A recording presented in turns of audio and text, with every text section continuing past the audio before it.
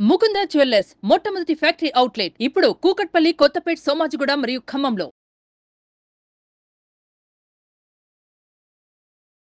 నమస్కారం, welcome to Suman TV. నేను గీతాంజలి. ప్రస్తుతం మనతో పాటు లలితాదేవి ఉపాసకులు, ప్రముఖ జ్యోతిష్య వాస్తు పండితులు బ్రహ్మశ్రీ నానాజీ పట్నాయక్ గురుగారు ఉన్నారు. వారితో మాట్లాడదాం. గురుగారు నమస్కారం అండి. శ్రీమాత్రే నమః. నిజంగా మా ఫ్రెండ్ ఇంటికి వెళ్ళినప్పుడు చాలా అందమైన ఒక ఆవు బొమ్మ అండి పెట్టుకున్నారు. చాలా బాగుంది. అంటే ఇంట్లో ఉంచాలంట ఇది కామధేనువు, చాలా బాగుంది. ఒకసారి దగ్గరికి విగ్రహం పట్టుకునేలా చూశాను నేను. చాలా అందంగా ఉంది, కానీ దానికి పగుళ్ళు ఉన్నాయి. ఏమైందని అడిగితే నాకు చాలా ఇష్టమైంది, ఇలా నేను పలానా చోటు నుంచి తెచ్చుకున్నాను, ఇంట్లో చేజారి కింద పడిపోతే దాన్ని అతికించి మళ్ళీ నేను అలా పెట్టేశాను, అయితే ఏముంది విగ్రహం అతికింది కదా అని. నాకు ఒక సందేహం వచ్చింది. తనతో అలా మాట్లాడే కన్నా ఇలాంటి వాళ్ళని అడిగితే చెప్తారు కదా.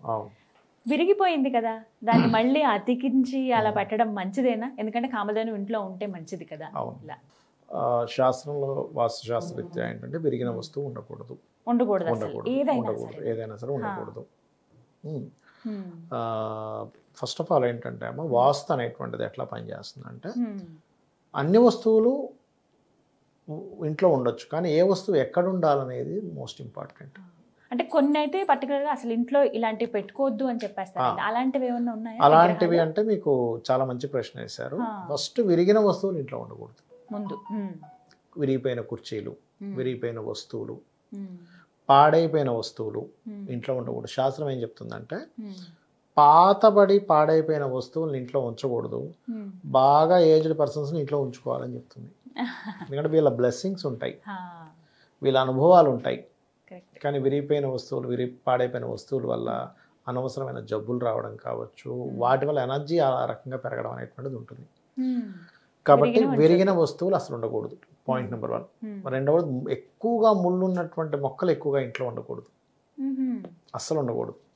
పొరపాటును కూడా అంటే గులాబీ మొక్కలు ఎక్కువ ఉండకూడదు. అంటే కొన్ని ఉండొచ్చు, కానీ అందరూ ఏం చేస్తారు, ఎక్కువ ముళ్ళ చెట్లు పెట్టేస్తారు అన్ని కూడా. ఈ మధ్య క్రాటన్ అని చెప్పి కొంచెం స్పెషల్ ప్లాన్స్ అని తీసుకొచ్చి పెడుతున్నారు. పెన్షియా ఇలాంటివి ఎక్కువ ముళ్ళు ఉంటాయి వాటికి. అవును, పెట్టకూడదు. కొన్ని మనం ఇంట్లో పెట్స్ పెంచుకుంటుంటాం. ఇంట్లో అంటే శాస్త్రంలో చెప్పింది ఏమిటంటే ఇంట్లో కుక్క తిరగకూడదు. ఎందుకు అంటే దేవతలు ఆ యొక్క ప్రసాదాన్ని స్వీకరించరు, మనం పెట్టేటువంటి నైవేద్యం స్వీకరించు అంటారు. నేను ఒక వీడియోలో చెప్పినప్పుడు చాలామంది నాకు కాల్ చేశారు, అయ్యో మేము పెట్స్ లవర్స్ అండి, మాకు ఎట్లాగా అంటే నేను దానికి ఒక ఉపాయం చెప్పాను. అప్పుడు మీకు ఇండివిజువల్ హౌస్ అయితే మీ దీంట్లో తిరగనివ్వండి, ఇంట్లోకి రానివ్వకుండా. లేదా అపార్ట్మెంట్ అప్పుడు కుదరదుగా, అప్పుడు ఏం చేయాలి అంటే చక్కగా పొద్దున్నే ఎవరైనా వాకింగ్కి తీసుకెళ్ళండి, ఇల్లు నీట్గా తుడిచేసేయండి, ఇంట్లో భగవత్ పూజ అయిపోయి నైవేద్యం పెట్టేసిన తర్వాత అప్పుడు మళ్ళీ లోపల తీసుకురండి. అయిపోయిందిగా, క్లియర్ అయిపోయింది. ఆ సమయంలో ఒక గంట సేపు, అరగంట సేపు ఎవరైనా వాకింగ్కి తీసుకెళ్ళారు, పూజ అన్నీ అయిపోయాయి, మళ్ళీ తిరుగుతుంది ఇంట్లో. అట్లా చేసుకోండి అని చెప్పారు. దానివల్ల ప్రాబ్లమ్ సాల్వ్. అంటే మీకు ఎందుకంటే అమ్మ, పెట్స్తో చాలా ఎమోషన్ కనెక్టివిటీ చాలా ఎక్కువగా ఉంటుంది, వాళ్ళు వదులుకోలేరు అంత ఈజీగా. మనం ఇప్పుడు ఏదో వీడియో చెప్పేసామని కాదు, అంత ఈజీ కాదు. ఎగ్జాక్ట్లీ. ఎందుకంటే అది దాని ఫీలింగ్ని చాలా బాగా ఎక్స్ప్రెస్ చేస్తుంది అది, కుక్కలు కానీ పక్షులు కానీ అవన్నీ. అందుకే దాన్ని వదులుకోలేరు వాళ్ళు. అదొకటి. ఇంకోటి ఏంటంటే ఇంట్లో పెచ్చులు కూడిపోతుంది చూసారా, గోడలు అవి అలా ఉండకూడదు ఎప్పుడు ఇల్లు. దాన్ని ఏమంటారంటే వాస్తుశాస్త్రంలో రాహు ప్రభావం పెరిగింది అంటారు. అవి అట్లా ఉండకూడదు ఇల్లు. అదొకటి. పగుళ్ళు వస్తాయి, పగుళ్ళు వస్తే వెంటనే దాన్ని క్లీన్ చేసుకోవాలి. ఏ దిశలో పగుళ్ళు వస్తే ఆ దిశ ఏదో ప్రాబ్లమాటిక్ అయిందని అర్థం. ఇవన్నీ ఒక ఎత్తు అయితే, ఉండవలసిన వస్తువు ఉండే ప్లేస్లో ఉండాలి. అది లేకపోయినా ప్రాబ్లమే. అంటే ఎలా అంటే ఇప్పుడు ఇంట్లో ఇస్త్రీ పెట్టి ఉండాలి, ఎక్కడ ఉండాలి, ఉత్తరంలో ఉండకూడదు. ఆగ్నేయంలో కానీ దక్షిణ ఆగ్నేయంలో కానీ దక్షిణంలో కానీ ఉండాలి, లేదా నైరుతిలో ఉండొచ్చు ఇస్త్రీ పెట్టి. కానీ తీసుకొచ్చి ఉత్తరంలోనే ఈశాన్యంలోనే పెడితే తప్పు. ఏం జరుగుతుంది, ఉత్తరంలో ఉంటే రావాల్సిన అవకాశాలు ఆగిపోతాయి, ఈశాన్యంలో ఉంటే మెంటల్ టెన్షన్ పెరుగుతుంది. అగ్నితత్వం, ఇది జలతత్వం ఉత్తరం అనేది. ఇక్కడ అగ్నితత్వం సంబంధించిన వస్తువు పెట్టావు, లేకపోతే ఇన్వర్టర్స్ పెడతారు చాలామంది, అది చేయకూడదు. అంటే ఇక్కడ వాస్తు అనేది మనం ఎలా అర్థం చేసుకోవాలంటే ఏదో గోడలతో నిర్మించేసామన్నట్టు కాకుండా దేవత అసుర స్వరూపాలు, వాస్తు పురుషుడు ఉన్నాడు అక్కడ. మనం ఒక్కొక్క జోన్ ఒక్కొక్క ఎనర్జైజ్ చేస్తుంది. అక్కడ మనం ఏం పెడుతున్నాం, చిన్న ఎగ్జాంపుల్ చెప్తాను చూడండి. కళ్ళకి దోషం అంటే కన్ను సైట్ వచ్చింది, కళ్ళద్దాలు ఎక్కడ పెట్టుకోవాలి, కళ్ళకి పెట్టుకోవాలి, కళ్ళకి కనిపిస్తుంది. జేబులో పెట్టుకుంటే కనబడదు. వృధా కదా. ఇయర్ ఫోన్ చెవులో పెట్టుకోవాలి, అంతే. జేబులో పెట్టుకుంటే వినపడదు. అంటే ఒక్కొక్క ఆర్గన్కి ఒక్కొక్క శక్తి ఉంది. అది లోపించినప్పుడు ఆ కళ్ళద్దాలు పెట్టుకుంటే అది కనిపిస్తుంది, వినిపిస్తుంది, స్మెల్ వినిపిస్తుంది. అట్లాగే ఇంటిలో ఏంటంటే ఒక వస్తువు ఒక దగ్గర పెట్టినప్పుడు ఆ ఎనర్జీ పెరుగుతుంది లేదా ఆ ఎనర్జీ బ్లాక్ అవుతుంది. ఇప్పుడు ఎవరైనా ఉత్తరంలో కనుక అగ్నికి సంబంధించింది పెట్టారనుకోండి, ఏ స్టవ్ లేకపోతే ఇస్త్రీ పెట్టో లేకపోతే ఇన్వర్టర్ పెట్టారనుకోండి, వాళ్ళకి ఫైనాన్షియల్ ప్రాబ్లమ్స్ వస్తాయి. అది చేయకూడదు. ఎందుకంటే కుబేర స్థానం, ఉత్తరే నిధి సంస్థితం అని ఉంటుంది మనకి. సో ఉత్తరంలో అది పెట్టకూడదు. తీసుకెళ్ళి మీరు ఆగ్నేయంలోనో దక్షిణంలోనో ఉత్తర దక్షిణాగ్నేయంలోనో నైరుతిలోనో పెట్టుకోవచ్చు. డోంట్ వరీ, పడమరలో కూడా పెట్టుకోవచ్చు. ఇట్లా ఒక వస్తువు ఎక్కడ పెట్టాలనేటువంటిది వాస్తు. విరిగిపోయిన వస్తువులు ఇందాక మనం చెప్పుకున్నాం, వీటితో పాటు వస్తువులు ఎక్కడ పెట్టుకోవాలనేది కూడా వాస్తు. కేవలం నిర్మాణం మాత్రమే కాదు. అసలు ఉండవలసినవి ఏవో చెప్పండి గురుగారు. ఉండవలసినవి ఏమిటి అంటే ఫస్ట్ ఇల్లు నీట్గా ఉండాలి, వెలుతురు ఉండాలి, ప్లస్ ఏ వస్తువు ఎక్కడ ఉండాలి అక్కడ ఉండాలి. లక్ష్మీప్రదంగా ఉండడానికి శాస్త్రంలో చెప్పింది ఏమిటంటే ఈశాన్యంలో ఒక గోవు పిల్ల బొమ్మ ఉండాలని చెప్తుంది. ఇంట్లో ఖచ్చితంగా తాబేలు బొమ్మలు ఉంచమని చెప్తుంది శాస్త్రం. తాబేలు పెంచుకోమని చెప్పింది. నిజంగా మీకు అంటే ఇవాళ రేపు దానికి కొన్ని ఇవి ఉంటాయి, ఎవరు పడితే వాళ్ళు పెంచుకోకూడదని కొన్ని ఉంటాయి. అలా కాకుండా తాబేలు బొమ్మను పెడతారు. ఎందుకు పెడతారు అంటే ఇంట్లో వాళ్ళకి ఓపిక పెరుగుతుంది తాబేలు బొమ్మ ఉంటే. అంటే ప్రశాంతంగా ఓపికగా ఉండేటువంటి లక్షణం పెరుగుతుంది. మీరు చేసేటువంటి పని ఏదైతే కృషి చేస్తారో దానికి ఫలితం వస్తుంది. మీరు చూడండి క్షీరసాగర మదనం, ఆ పర్వతము అప్పుడు విష్ణుమూర్తి ఆ కూర్మావతారంలో కిందుండి ఆయన నిలబడి అక్కడ ఆపుతాడు, లేకపోతే అది అవ్వదు. ఆ పర్వతం చిలకడం అసాధ్యం.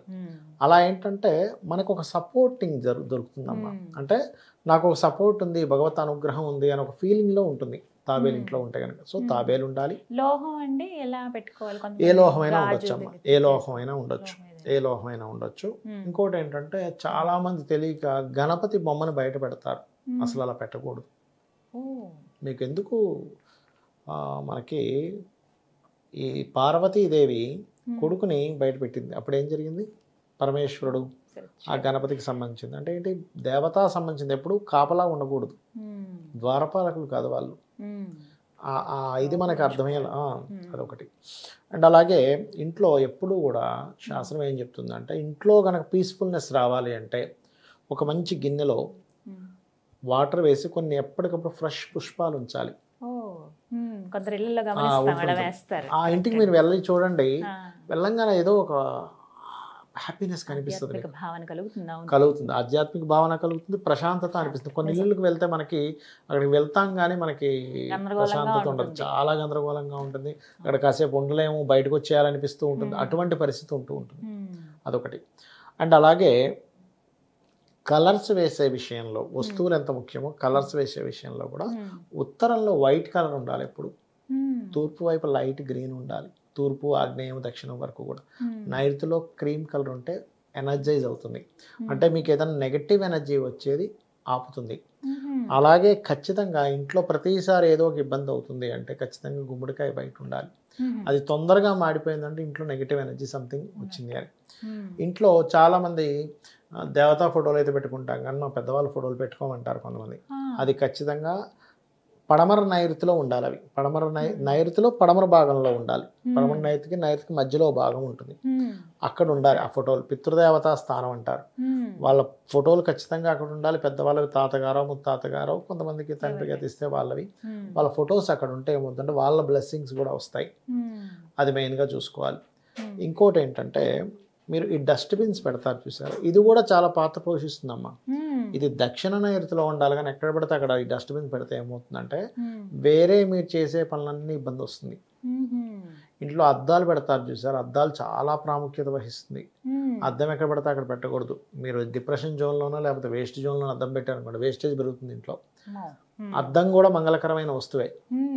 చాలామంది తెలియక మంగళకరమైన కొన్ని వస్తువులు అంటే కుంకుమ కానివ్వండి, మనకి ఆభరణాలు కానివ్వండి, ఇవన్నీ మంచం మీద పెడతారు, అసలు పెట్టకూడదు ఇంట్లో.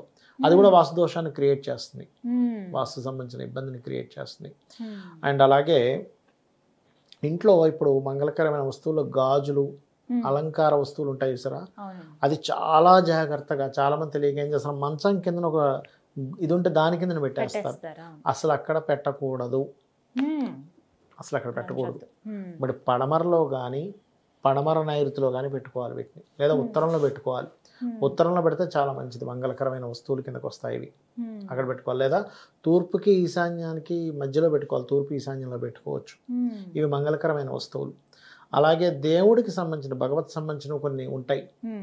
మీరు ఆ పూజ గదిలోనే, ఇక్కడ చాలా మంది ఏం చేస్తారంటే పూజ గదిలో అల్మార్లా కడుతూ ఉంటారు. వీలైనంత మట్టుకు పూజకి సంబంధించినవన్నీ అక్కడే పెట్టుకోవడం బెస్ట్, బయట పెట్టుకోవడం కంటే కూడా. ఎందుకంటే అవి వేరే అశౌచ సంబంధించినవి అందకుండా ఉంటాయి. ఇంకోటి, దేవుడికి నిత్యము పెట్టేటువంటి బెల్లము ఇట్లాంటి పదార్థాలు ఉంటాయి సరే, మిశ్రీ ఇలాంటివి రెగ్యులర్గా పెడతారు, అవి అక్కడే పెట్టుకోవడం మంచిది, బయట పెడతారు. చాలా మంది ఏం చేస్తారంటే వంటగదిలోని ఇంకో దగ్గర పెట్టి అక్కడ నుంచి తెస్తారు. అసలు అలా తేకూడదు, ముఖ్యంగా గుర్తుపెట్టుకోండి. ఇంట్లో నిత్యము చాలా మంది తెలియక ఏం చేస్తారంటే, మొన్న మా ఇంట్లో వాళ్ళు ఇది అయ్యారు 2 సంవత్సరం దాకా దీపం పెట్టిన అంటారు. అసలు అలా చెయ్యకూడదని చెప్తుంది శాస్త్రం. 11వ రోజు తర్వాత ఖచ్చితంగా ఇంట్లో చెయ్యాలి. ఇంట్లో వారం దాటి కనుక దీపం లేదు అంటే ఖచ్చితంగా అక్కడ ప్రేతము తిరుగుతుంది. ప్రేతము, పిశాచ సంబంధించినటువంటి బాధలు పెరుగుతాయి, అందులో ఎటువంటి డౌట్ లేదు, ఏమీ డౌట్ లేదు, ఖచ్చితంగా వస్తుంది. నెగిటివ్ ఎనర్జీ ఫామ్ అయిపోతుంది, దానే నెగిటివ్ ఎనర్జీ అనుకోండి, ఫామ్ అవుతుంది. ఇది గుర్తుపెట్టుకోండి. అది ఇలా ఖచ్చితంగా ఉండవలసిన ఏదన్నా అంటే ఖచ్చితంగా అంటే కామధేను అమ్మ, బిల్వపత్రం ఖచ్చితంగా ఉండాలమ్మా శివుడి మీద ఎప్పుడు కూడా. తులసి కోట ఉండాలమ్మా. తులసి సకల నదులు, సకల దేవతలు అందరి యొక్క సప్త ఋషులు అందరూ ఉంటారంటారు. మీకు ఖచ్చితంగా తులసి మొక్క ఉండాలి, కామధేను ఉండాలి, అలాగే తాబేలు ఖచ్చితంగా ఉండాలి.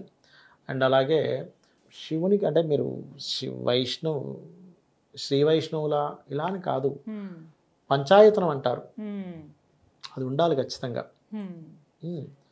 అండ్ అలాగే ఇంకొక విషయం ఏంటంటే, ఇక్కడ చాలామంది అఖండ దీపం పెడుతూ ఉంటారు ఇంట్లో. అఖండ దీపం ఎప్పుడు కూడా అరణి అంటారు. అంటే మనకి ఇట్లాగా చేసి దీపాన్ని ఇచ్చేస్తారు, దాంతో వెలిగిస్తే మన ఇంత శ్రేష్టం, అదొకటి. అండ్ మరొకటి ఏంటంటే అమ్మ, ఈ పూజా మందిరంలో చాలామంది ఏం చేస్తారంటే బయట ఉన్నటువంటి చీపుడుతోనే లోపల కూడా తుడిచేస్తారు, అది చేయకూడదు. లోపల సపరేట్గా ప్రత్యేకంగా బట్టతో తుడవాలి. ఇప్పుడు పూజా మందిరం చీపుడుతో తుడవకూడదు, అది తెలియక చాలామంది ఈశాన్యంలో కూడా తీసుకొచ్చి తుడిచేస్తారు, అట్లా చేయకూడదు. ఒక క్లాత్ తీసుకొని నీట్గా దాన్ని ఇది చేయాలి. ఇట్లా ఇవి పాటించాలి, ఇవి ఉండాలి, ఇవి ఉంటే మంచిది. చాలా మంది ఏంటంటే శంకు ఉండొచ్చా లేదా కూడా అడుగుతుంటారు. గవ్వలు ఉండడంలో తప్పేం కాదమ్మా, దాన్ని లక్ష్మీ సంబంధించిన ప్రదంగా తీసుకుంటారు. శంకు ఏంటంటే శివుడికి అభిషేకం కోసం వాడతారు. శంకు కనుక ఉండకూడదు అయితే మనకి, అంటే శంకు ఎందుకు ఉండకూడదు అంటారంటే కొంతమంది గొడవలు జరుగుతాయి అనుకుంటారు, ఎందుకంటే యుద్ధానికి ముందు పూరించేది కదా అనుకుంటారు. కానీ అట్లా ఏం లేదు, మీరు దైవ సంబంధమైన వాటి కోసం వాడుతున్నాము అనుకున్నప్పుడు దైవ సంబంధించిన వాటి కింద మారిపోతుంది. అభిషేకం చేస్తాం శివుడికి, చేయొచ్చు, తప్పేం కాదు. ఇవన్నీ ఉండొచ్చు, ఇవన్నీ ఉండొచ్చు. చక్కగా వివరించారు గురుగారు, ధన్యవాదాలండి. శ్రీమాత్రే నమః.